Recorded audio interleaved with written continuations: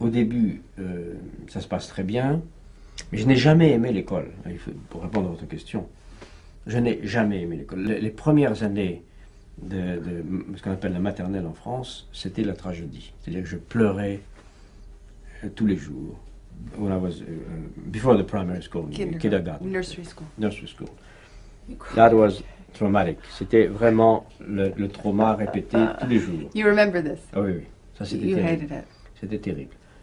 Et d'une certaine manière, ça n'a jamais cessé. Il faut dire que je n'ai jamais aimé l'école à n'importe quel âge, et même maintenant encore. À chaque entrée scolaire, à chaque rentrée scolaire, en octobre, I was just crying. Même presque adulte. Au début, ensuite, je m'habitue, mais à chaque nouvelle rentrée scolaire, c'était un nouveau traumatisme et avec des larmes ou des larmes qu'il fallait retenir très très tard. Et je n'ai jamais aimé l'institution scolaire où j'ai passé toute ma vie, évidemment. Do you have an interpretation of why it was so traumatic and emotional until adulthood? Do you have any, I mean, if you reflect on it, does anything occur to you?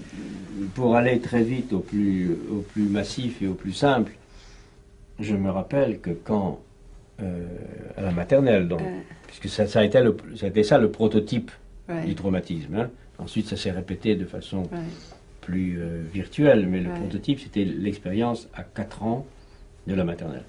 Et ça c'était la séparation de la maison et de la mère. Quand ma mère m'a accompagné et m'a livré, elle est repartie, qu'elle m'a livré à tous ces monstres d'abstraction qu'était cette maison, ces instituteurs, ces institutrices, j'étais perdu. Et je criais, je pleurais. Et je me rappelle que quand j'étais tout petit, je demandais ma mère, et les dames qui s'occupaient de moi m'ont dit, mais ta mère fait la cuisine en ce moment. Et elle est à la cuisine. Et j'ai compris qu'il y avait dans cette maison, là, dans cette école, une cuisine, quelque part, où ma mère était là.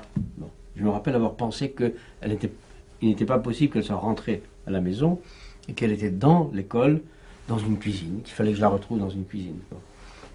Et ensuite, tous les jours et pendant des mois, c'était tragique pour moi, ou traumatique, ou dramatique, d'aller à l'école et de me couper. Alors, bon, les schémas faciles, c'est séparation avec la mère, de la maison. Il y a quelque chose comme ça. Un autre moment particulièrement intense de ce traumatisme, c'est la première fois où je suis venu en France, où à l'âge de 19 ans, je suis venu en France à l'âge de 19 ans pour la première fois, où j'ai été tout d'un coup enfermé au lycée Louis-le-Grand comme boarder, c'est un pensionnaire. Yeah, Boarding.